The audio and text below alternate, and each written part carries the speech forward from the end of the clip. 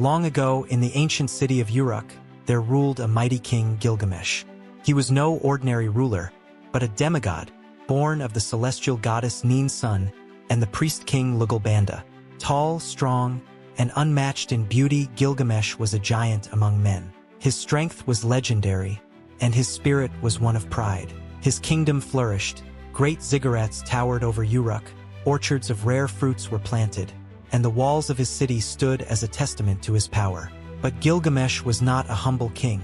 He was arrogant and tyrannical. He demanded the people's worship, insisted they build monuments to his greatness, and took whatever he wanted, regardless of the consequences. The people of Uruk suffered under his rule. In their whispers and prayers to the gods, they begged for relief. And the gods, moved by the pleas of the people, decided it was time for Gilgamesh to meet his match. From the earth itself, the gods created a being to challenge the mighty king. Uruk, the goddess of creation, took a handful of clay and fashioned Enkidu, a creature born of both man and beast. With the body of a wild man, covered in hair, and horns like a bull, Enkidu was a force of nature. He roamed the plains, drinking from rivers alongside lions, eating grass like the gazelles. He knew nothing of humanity, and the animals bowed to him. But Gilgamesh, hearing of this wild man's strength and ferocity, could not resist. Determined to bring this creature under his control, he sent Shamhat, a beautiful priestess from his temple, to seduce Enkidu and introduce him to the ways of civilization. For 7 days and 7 nights, Enkidu learned the ways of men. He drank wine, ate bread, and wore clothes. His wildness faded.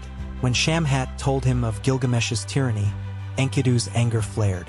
One day, a wedding took place in Uruk, but Gilgamesh, as was his custom, sought to claim the bride before her husband. Enkidu, now aware of Gilgamesh's cruelty, stepped into the city to confront him.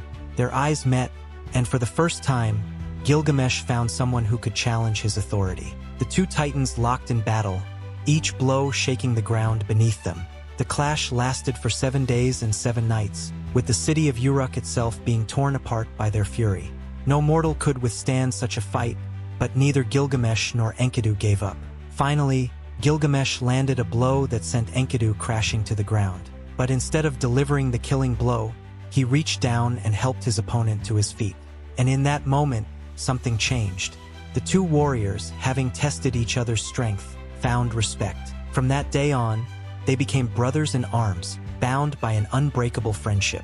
Together, they embarked on daring adventures across lands unknown.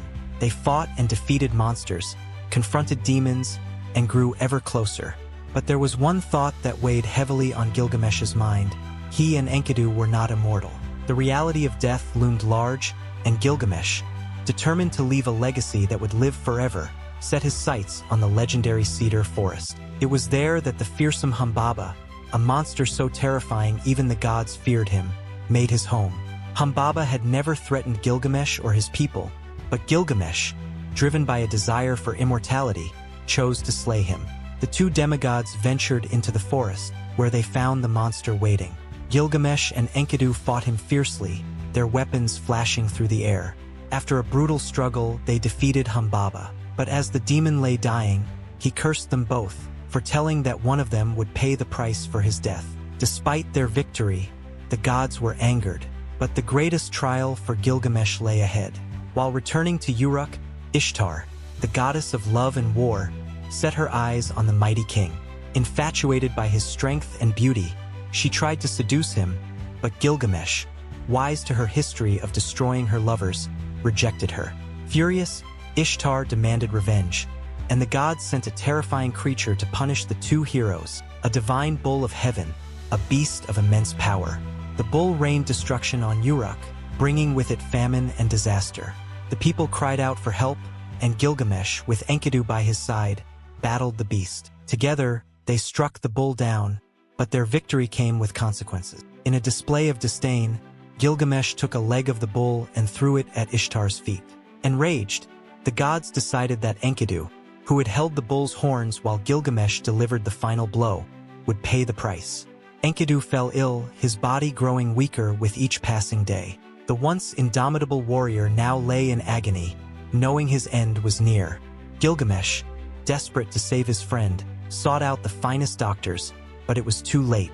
Enkidu died in his arms, leaving Gilgamesh shattered by grief. He wept for days, lost in the sorrow of losing his closest companion. It was in that moment, as death claimed Enkidu, that Gilgamesh realized the inevitable. He too would one day face death. Unable to accept his mortality, Gilgamesh embarked on a desperate journey to find the secret of eternal life. He sought out Utnapishtim, the immortal man who had survived the Great Flood, hoping to find the answers he desperately needed. Guided by the mysterious boatman Urshanabi, Gilgamesh crossed treacherous waters and dangerous lands, finally reaching the home of Utnapishtim. But the immortal sage offered no magic elixir, only the bitter truth: immortality was beyond the reach of men.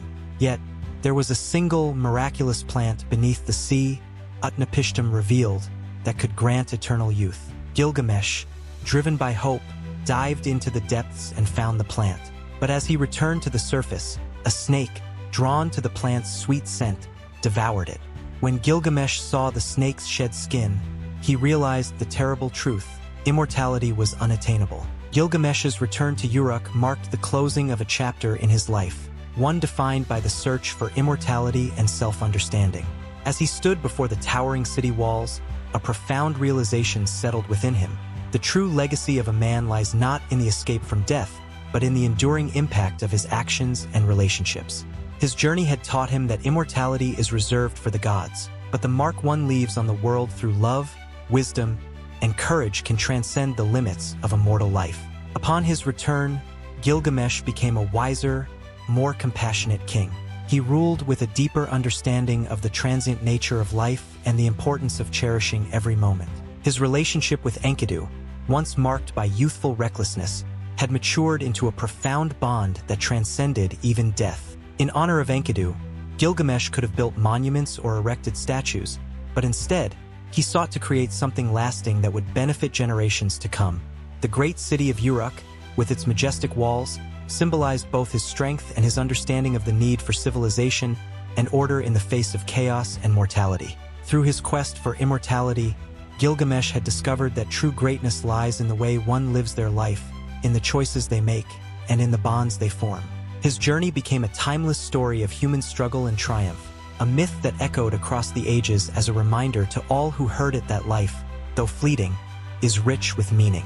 As the sun set over Uruk, its stone walls still gleaming in the fading light, Gilgamesh understood that his legacy was not in the pursuit of eternal life, but in the living, breathing city he had built, a city that would carry his name into eternity through the generations that would come long after him.